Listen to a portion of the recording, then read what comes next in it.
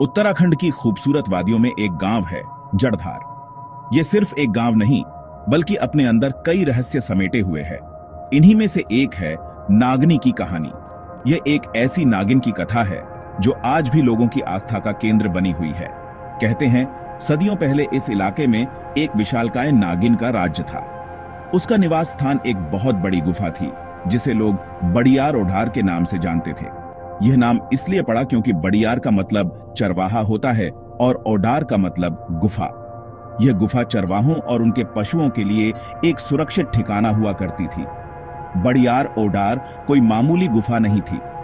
यह इतनी विशाल थी कि इसमें एक साथ सैकड़ों बकरियां और भेड़ें आराम से समा सकती थीं।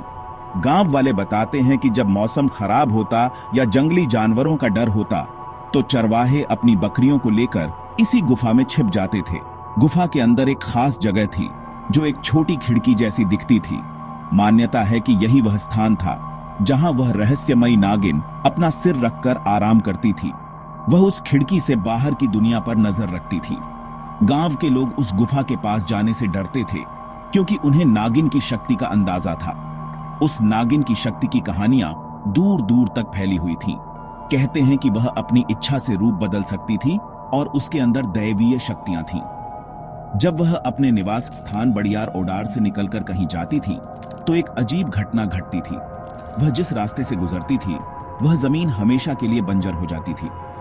आज भी गांव के पास एक ऐसा रास्ता मौजूद है जहां सदियां बीत जाने के बाद भी घास का एक तिनका तक नहीं उगता। यह रास्ता नागनी के अस्तित्व और उसकी अलौकिक शक्ति का जीता जागता सबूत माना जाता है। लोग इस रास्ते पर कदम रखने से भी बचते हैं। नागिन का आकार इतना विशाल था कि उसकी कल्पना करना भी मुश्किल है। लोक कथाओं के अनुसार उसका शरीर कई किलोमीटर लंबा था। जब वह आराम करती थी तो उसकी पूंछ चंबा शहर में होती थी और उसका मुंह टिहरी शहर तक पहुंच जाता था। इस बात से आप उसकी विशालता का अनुमान लगा सकते हैं। वह सिर्फ एक जीव नहीं बल्कि इस पूरे क्षेत्र की एक शक्तिशाली शासक की तरह थी। उसका डर भी था और सम्मान भी। लोग उसे देवी का अवतार मानते थे, लेकिन उसकी मौजूदगी से एक अनजाना भय हमेशा बना रहता था। वह कब क्या कर दे यह कोई नहीं जानता था। एक समय की बात है जब टिहरी और चंबा रियासतों के बीच सीमा को लेकर विवाद छिड़ गया। दोनों रियासतों के योद्धा, जिन्हें भड़ कहा जाता था, अपनी आन बान और शान के लिए लड़ने को तैयार थे। ये भड़ साधारण सैनिक नहीं थे।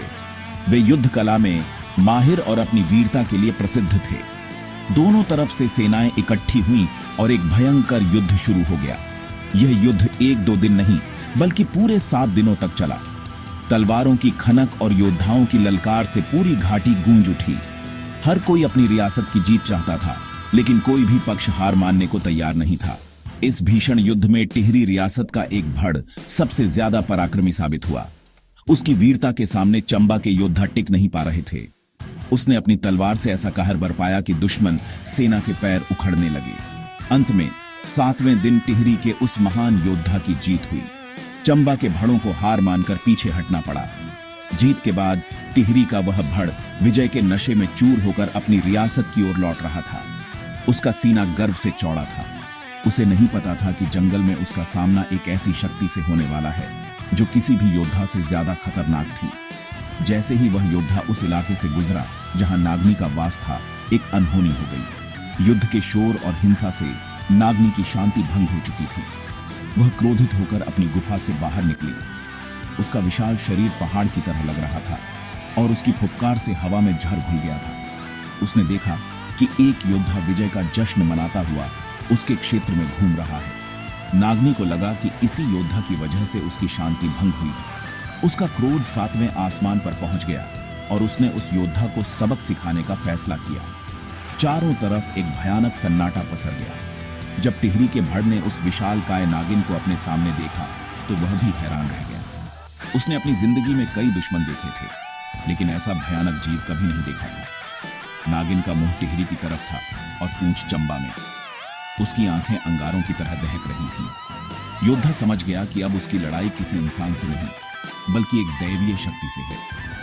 उसने अपनी तलवार कसकर पकड़ ली और मुकाबले के लिए तैयार हो गया। उसे अपनी वीरता पर पूरा भरोसा था, लेकिन नागनी का क्रोध और उसकी विशालता किसी भी योद्धा के हौसले को तोड़ने के लिए काफी थी। टिहरी का वह वीर भड़ जानता था कि यह लड़ाई आसान नहीं होगी। उसने अपनी कुलदेवी को याद किया और नागनी को युद्ध के लिए ललकारा। दोनों के बीच एक अविश्वसनीय संघर्ष शुरू हो गया। योद्धा अपनी तलवार से नागनी पर वार करता, लेकिन उसकी मोटी खाल पर कोई असर नहीं होता। वहीं नागनी अपनी जहरीली फुफकार और विशाल शरीर से उस पर हमला कर रही थी। योद्धा अपनी फुर्ती और हिम्मत से हर बार बच जाता। यह लड़ाई घंटों तक चलती रही। ऐसा लग रहा था मानो दो पहाड़ आपस में टकरा रहे हों। पूरा जंगल उनके संघर्ष से कांप रहा था। योद्धा थक रहा था, लेकिन हार मानने को तैयार नहीं था। योद्धा को जल्द ही समझ आ गया कि वह ताकत से इस नागिन को नहीं हरा सकता। उसे कोई ऐसा तरीका खोजना था जिससे वह नागिन के शरीर के सबसे कमजोर हिस्से पर वार कर सके। नागनी जब भी हमला करने के लिए अपना विशाल मुंह खोलती तो एक पल के लिए उसका गला दिखाई देता। योद्धा ने इसी मौके का फायदा उठाने की सोची। उसने अपनी पूरी ताकत जुटाई और नागनी को उकसाने लगा। जैसे ही क्रोधित नागिन ने उसे निगलने के लिए अपना मुंह खोला, योद्धा ने पूरी शक्ति से अपनी तलवार उसके गले में घोंप दी। यह एक सटीक और घातक वार था। तलवार लगते ही नागनी दर्द से तड़प उठी। उसके मुंह से खून का फव्वारा फूट पड़ा। उसका विशाल शरीर बेकाबू होकर जमीन पर गिरने लगा। ऐसा लगा जैसे कोई पहाड़ ढह गया हो। चारों तरफ धूल का गुबार छा गया। योद्धा ने सोचा कि उसने नागिन को मार दिया है, लेकिन वह गलत था। नागनी मरी नहीं थी, बल्कि बुरी तरह घायल हो गई थी। अपने अंतिम समय में उसने अपनी दैवीय शक्तियों को याद किया और भगवान शिव तथा माता पार्वती का ध्यान किया। वह जानती थी कि अब केवल वही उसकी रक्षा कर सकते हैं। उसकी पुकार सुनकर आकाश में एक अद्भुत घटना घटी। अचानक पूरा वातावरण दिव्य प्रकाश से भर गया।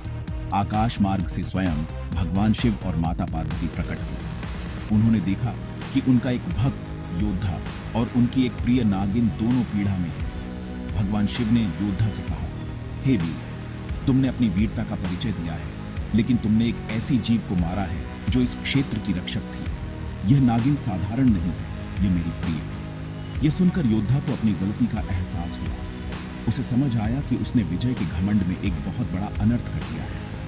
उसने तुरंत भगवान शिव के चरणों में गिरकर क्षमा मांगी। भगवान शिव ने योद्धा और घायल नागनी दोनों की ओर देखा। वे जानते थे कि दोनों ने अपनी अपनी जगह पर धर्म का पालन किया था। योद्धा अपनी रियासत की रक्षा कर रहा था और नागनी अपनी शांति की। भगवान शिव ने न्याय करते हुए एक रास्ता निकाला। उन्होंने योद्धा से कहा, तुमने इसे घायल किया है, इसलिए इसका अंत भी तुम ही करोगे, लेकिन सम्मान के साथ। फिर वे नागनी की ओर मुड़े और बोले, हे नागनी, तुम्हारा शरीर भले ही नष्ट हो जाएगा, लेकिन तुम्हारी आत्मा और शक्ति हमेशा इस गांव में पूजी जाएगी। पुरानी मान्यताओं और बुजुर्गों की बातों से जुड़ी ये कहानी क्या आपने पहले सुनी है? दे कमेंट करके अपनी राय जरूर बताएं। हमारी पेज को फॉलो करें और चैनल को सब्सक्राइब करना ना भूलें।